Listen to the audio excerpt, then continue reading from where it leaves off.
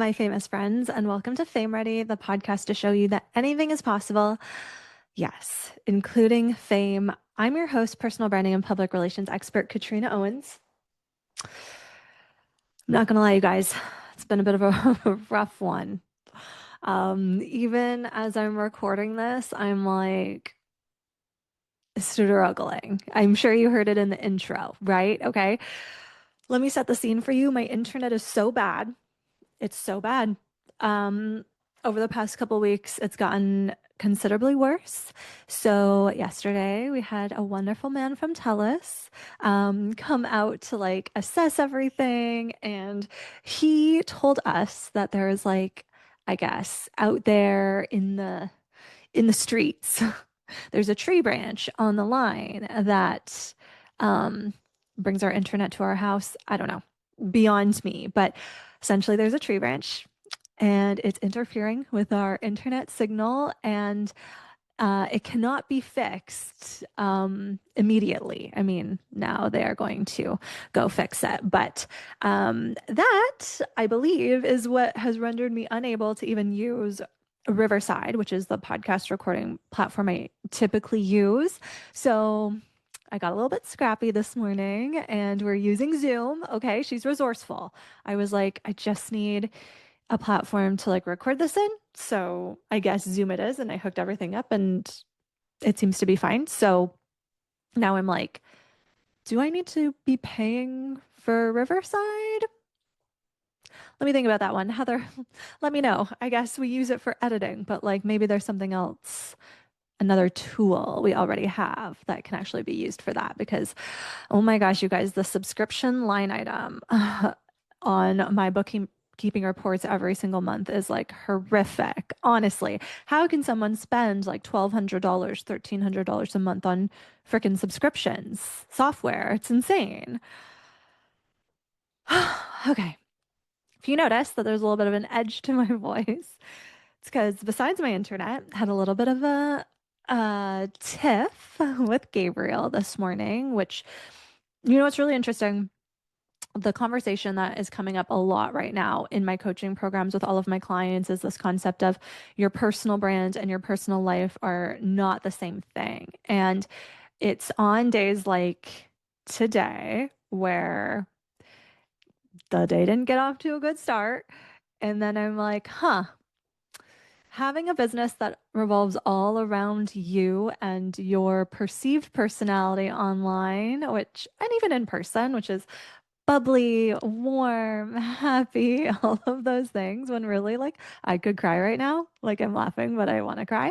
Um, it's hard. And today's one of those days where it's like, okay, I'm in the middle of Black Friday promotion, so I've got to show up on social media and sell. I've got to, I'm doing an in-person session with one of my corporate clients later today. So I've got to like bring the energy and be like on the ball. I knew I had to record this episode. So it's just a lot. Create social media content and just like really come from a place of like loving my life and business, which like today is not the case. Like it really isn't. And what's interesting is this is where having a personal brand can feel hard, but then I also feel like so lucky that this is the work that I get to do and it's so gratifying and so profitable. But I think a really important conversation to have today is this differentiation between personal brand and personal life and like how to even navigate it because it is hard. And to tell you that I'm like up here, like doing this podcast episode while like honestly would rather put on my new Skims sweatsuit and just like have a little bit of a cry and watch reality TV on this very gloomy November day. Yeah, I really would. So, yeah. And that's where we're at today. It's not awesome. I hope you're gonna listen to this episode regardless of me. I'm apparently giving thumbs up to the Zoom. I don't know if that's gonna be seen in the recording, but okay, we'll just live with it. Oh my God, life right now.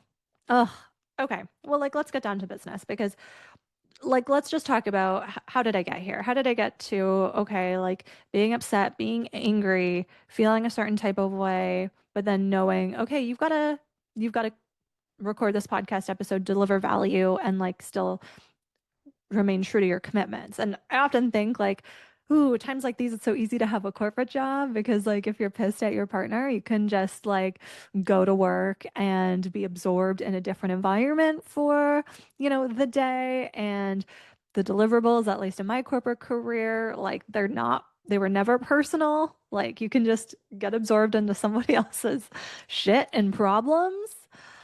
I miss it. But I didn't have that choice today. I mean, I still have to record a podcast episode. My weeks are still really, really stacked. So, we still like, I can't be recording this. I don't want to be recording this on the weekend. I can't wait until early next week because by early next week, I got to be recording something else. So, yeah, it's tough. I guess what I did was I just tried to give myself a little bit of extra time to like decompress. Like I sat at my desk, answered some emails, did some like more kind of like internal client work just so I could like kind of cool myself down and hopefully get myself shift into a little bit of a better mental state to be able to do this and bring you guys some value. Um, and actually, that was the right move because I got to a point where I was like, okay, I am going to actually just talk about this. I'm just going to talk about the situation I'm in this morning and then how I'm going to continue to show up for my business, even though today is hard and heavy and dark and gloomy. And that's such as the Pacific Northwest life. But yeah, taking that hour to cool down is what helped me kind of recenter myself. Obviously, I don't feel like totally fine right now, but I am just feeling like if I bring you guys these thoughts and these feelings right now, and if I share how I move through them and what it looks like to like talk about your personal life without actually sharing it, this really is a lesson in personal branding and maintaining your personal brand. So I'm glad I gave myself that time because it did give me the clarity to know like, okay, that's what I meant to talk about today. We're not going to talk about results. We're not going to talk about pitching. We're literally just going to talk about how do we show up how we need to when it's hard because when your personal brand can like sometimes toe the line between business and life, it's not always easy. So, I'm recording this episode after a week of doing a lot of coaching inside the Fame Ready Entrepreneur program with one-on-one clients where we talk about this boundary, right, between personal brand and personal life and what that really looks like. I have always maintained the fact that like I help business owners craft their professional personal brand. So this means whatever elements of your life you don't want shared, whether that's like on social media or in conversation or just like out there in the ethers, you don't have to share it. I really remain committed to the fact that like your personal brand is like a marketing strategy. So what you choose to share as part of like your personality, your interests, your hobbies, what makes your business unique because of you, that's what makes the personal brand impactful. It's not whatever you're working through with your kids or your spouse or your family. I mean, I have some like family matters that I'm sure a lot of people could relate to if I ever brought them to the surface and decided I wanted to talk about them. I think a lot of people could relate to some of the things that I have to deal with some family members, but that's just not pertinent to my personal brand. It's not really a story that I want to tell. It's not a situation that I feel like is relevant to the work that I actually do. So there's absolutely no need for me to share it. This actually also goes for like moms specifically. Obviously, I'm not a mom, but there's a lot of like mom business owners that I work with who are like, okay, well, I like don't want to share my kids. Or for example, one of my clients was pregnant this year and she was like, I just don't really want to share that journey and I don't want to talk about the pregnancy and I don't really want to like make it this like big thing or like have to talk about it all the time. And I was like, and you simply do not, because when you're an agency owner, that doesn't really matter. But there were some ways that we could strategically like kind of build up her brand and business so that while it was still reflective of her personal brand, we kind of let some of her team members stand in and bring the personality of the agency without having to have my client front and center all the time, which was really beneficial for her during that kind of 9 month period where she didn't want the pregnancy to be a storyline. She also just like wasn't feeling comfortable enough or even confident enough to show up on camera, which I totally get. Um, happens, right? So that's really how I look at it. When I work with one-on-one clients, especially, like we break down like a really tangible strategy. Like, okay, what are the hooks, the angles, the content pillars that you actually talk about?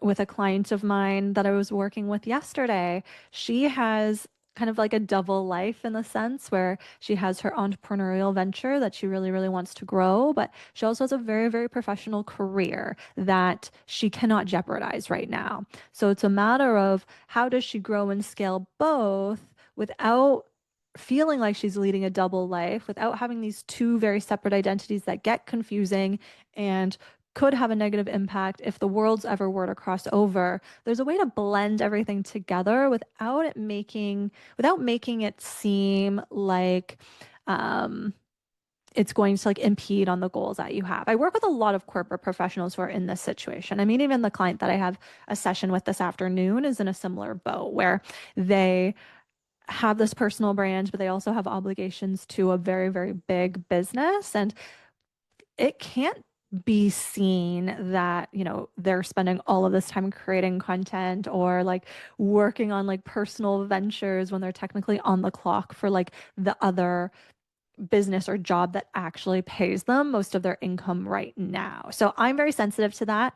I know what that's like. I've seen it play out in many different ways, and I would say that's one of my like secret areas of expertise because I really just believe personal brand doesn't mean sharing everything about you, but it does mean like strategically bringing in your personality, your values, the things that make you you into the brand, but only to whatever point that you feel comfortable with. Because I really relate like comfort and authenticity together.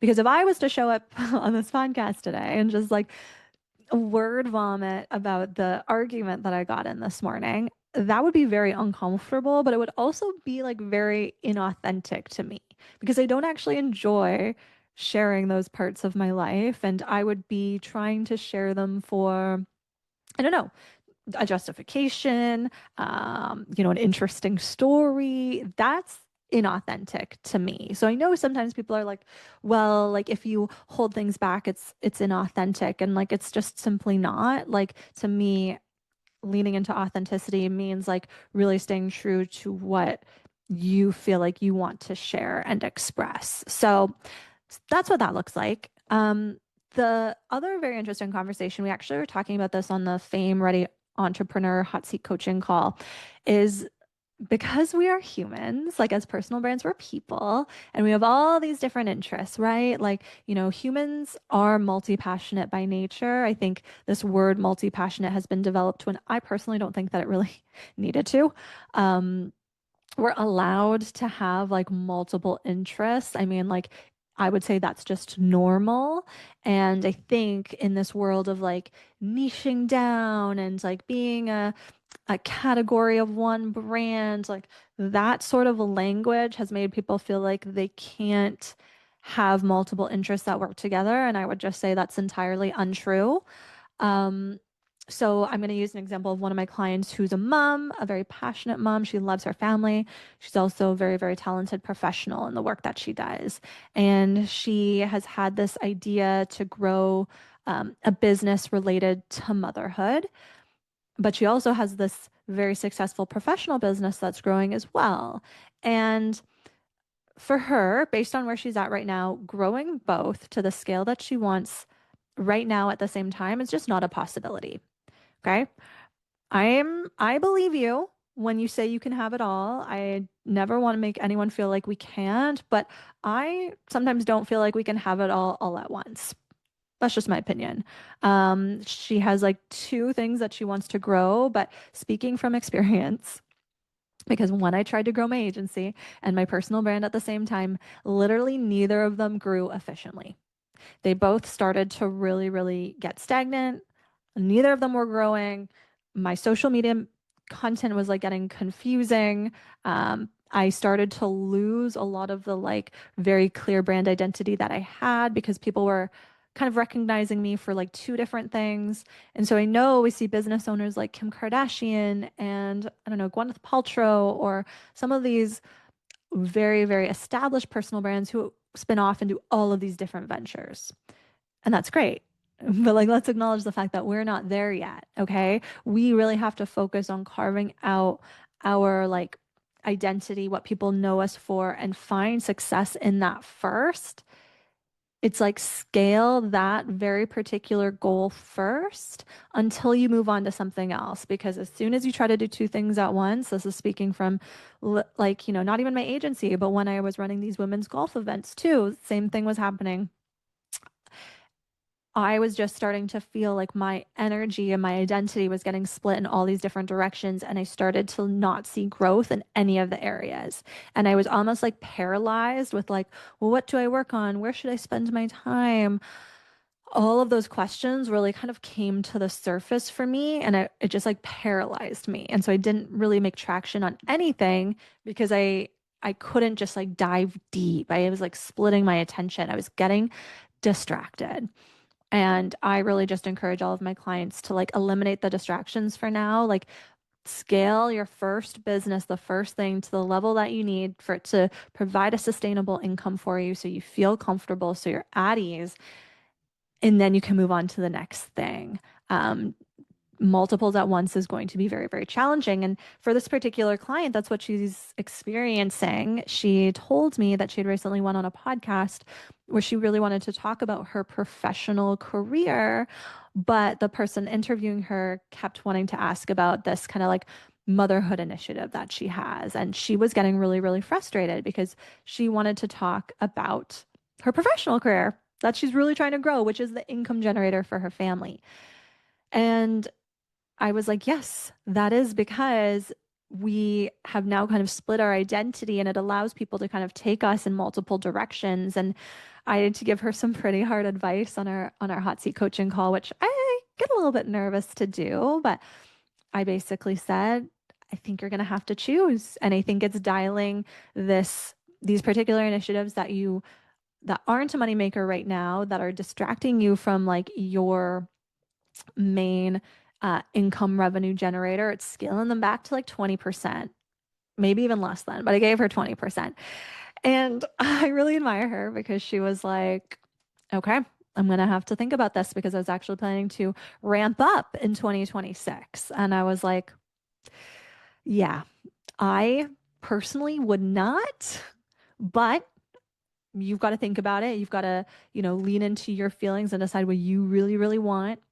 But this is just what I would recommend. And it's interesting, towards the end of the call, she came back and said, like, hey, look, I really appreciate you giving me this advice because I feel like I'm surrounded by people who just kind of say yes to me and tell me what I want to hear. And I didn't sign up for your program or to work with you to just be told, like, yeah, you're doing everything right and everything's great. So I appreciate you giving me this advice, even though it wasn't really what she wanted to hear and it made her feel uncomfortable. And that honestly, I really respect that because it is uncomfortable. It's uncomfortable for me to even give advice like that, but I would be doing myself and all of my clients a drastic disservice if I just let some of these things go without kind of speaking the hard truth out loud. So that was the advice that I gave her. And I said, hey, it doesn't mean that you don't put this idea on the shelf and you get to take it down in a year once you've gotten to a more comfortable place financially with the first goal. And maybe like you're fine with you've reached whatever goal you want to achieve at that point. And then it's on to the next thing. And this is like something that we're talking about a lot in my programs and my content right now, it's what is the North Star? So I kind of like use some creative liberty on this concept of North Star.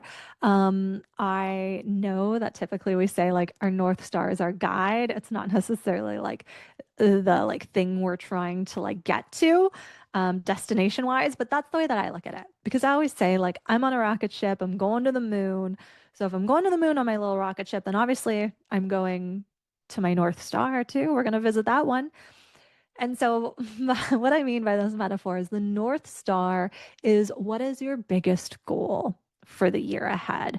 So, for me in 2025, I needed to scale my coaching programs to a point where it provided comfortable recurring revenue so I could actually like start to expand my revenue streams under my personal brand, not under separate businesses. So, what do I mean by that? So, obviously, last year, if you've been following me and following this podcast, you know that last fall in 2024 is when I shut down my agency and I let go of all my recurring revenue streams. Okay. Social media management, PR management, brand and web design, all of them. I was at like almost $0 in recurring monthly revenue. I was paying myself from my personal savings.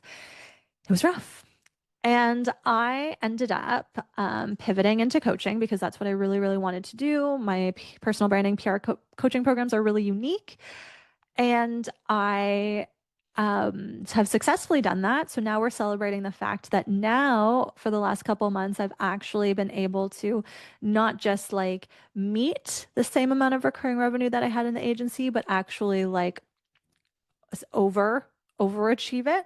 So surpass is the word. Oh my God. I've surpassed my agency monthly recurring revenue. So that feels really, really good. But if you listened to last week's episode where I break down like building a personal brand that gets paid and what that actually looks like it took a while. Okay. It's not like I just launched some coaching programs and had a $100,000 a year in a day and all of that, the things that the internet wants you to believe are true. It took me a full 12 months to really come full circle and build. And I am now at a place where like I have earned the ability to be able to look at what something one of my clients is doing and say, you haven't committed to this long enough. You haven't invested enough time, energy, money into bringing it to life. If this is your North Star, this is what you need to do. And I've earned that right through experience because I've invested the time, the money, the energy. I've taken the risks and have seen what the results can be. And so that's why I believe so, so deeply in the process that I offer to each and every one of my clients. So when it comes to this North Star, it's what is that North Star for the year? Okay. Figuring out what that is and then letting every single thing that you do contribute towards that goal. So for me, it was scaling my coaching programs. So every single thing that I did in the last 12 months was with the ultimate goal that I would pick up more clients. Every event that I went to, every speaking gig that I did, every single thing that I invested in was under this guise of, okay, I want to continue to pick up more clients so I can stabilize my revenue and feel comfortable, at ease, secure. And I did it. It took me 12 months, but I did it. And that was with making sure every single thing I did was linked to that North Star. Now, my North Star for 2026 is the launch of my book and my book becoming a bestseller. So that means every single thing that I do this year, yes, I still am taking on clients, scaling my programs and all of that. But now I'm also primarily focused on the book because I know what systems, marketing, and processes work for scaling my programs. So it's not like I'm ditching those things. Okay. I continue to implement, I continue to show up, sell, all of that. But now, because I've scaled that revenue to a certain point where I feel at ease, comfortable, and secure, it's a success. I'm a very, very successful coach.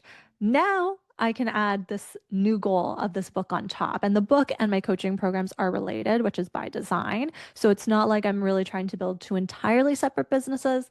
The book is just a new goal. So some of the things I might say yes to this year or invest in actually might look quite different than what I did in 2025, but it's because there's a different North Star. There's a different destination I'm trying to reach. So when I see my clients or even just people in my community who I know what their goals are, when I see them invest investing time, energy, money into things that aren't working towards their biggest goal, I feel like they're distracted. And at least when someone's working with me, I have the liberty to be able to say that. Came up with another client this week who started another Instagram.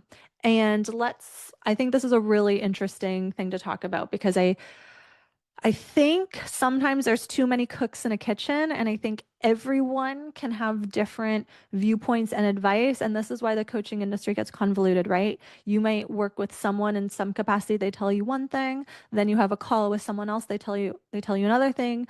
So typically for me, if someone's working with me, I did this actually yesterday. Um, with this new client who I'm working on her one-on-one strategy. We're going to bring it to life in the new year. I asked her, are you working with anybody on your content or on any of the things that we're talking about here? I need to know because I'm going to give you advice that conflicts with what they've said.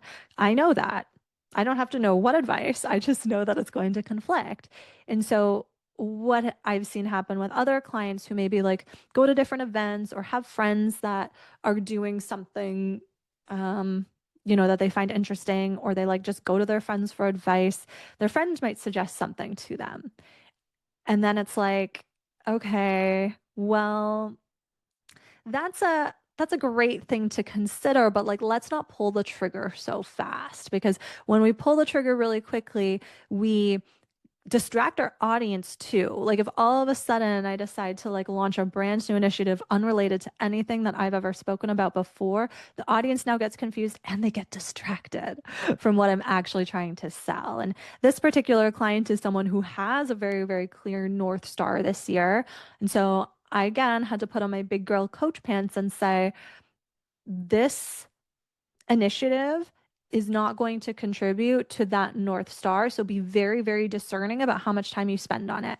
At the end of the day, I'm a coach, okay? So I can't tell anybody like what to actually do or how to actually spend their time. But what I can say is some words of caution, some words of advice, offer some anecdotes.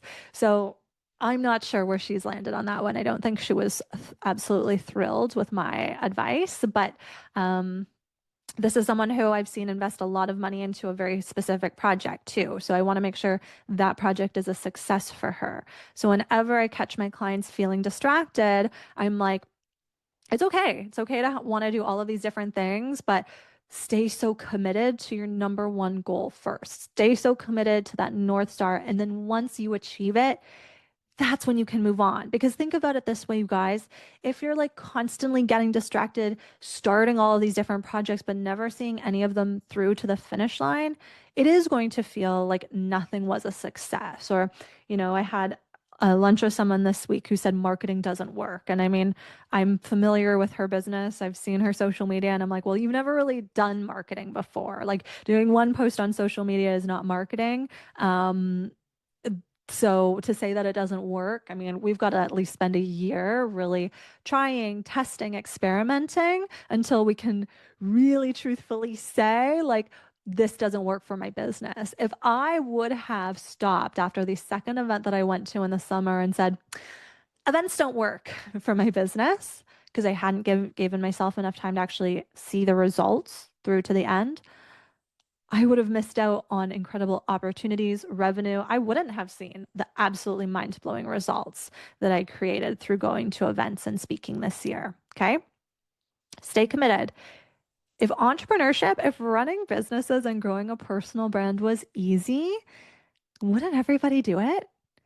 But it's not. It was not easy for me to come pull myself together to like come record this morning. It was not easy for me to sit at my computer until 7 p.m. last night finishing a bunch of things I wanted to work on. Nothing about this is easy. It's just worth it if you're really committed to the process. But that's my final point, right? How committed are you to building your personal brand? For me, there's no plan B. There's no exit plan. There's no like, okay, well, I can be like 90% in because there's a 10% like little buffer over here that I'm fine with. Like there's not. And that was really the place that I got to. And at some point in the summer, I was like, I'm too far in now that I must find a way to make this work. And I knew that I could, but that was my level of commitment. It's like, well, I can't just turn around and go get a corporate job because that actually is not going to allow me to pay down everything I need to pay down. It's not going to give me the gratification and, fill up my cup in the way that it needs to. So I had no choice but to continue trying, testing, and staying committed to my goal to bring all of these results to life. So that's all I have to say about that. So you guys, I have absolutely no idea how long I've been recording for.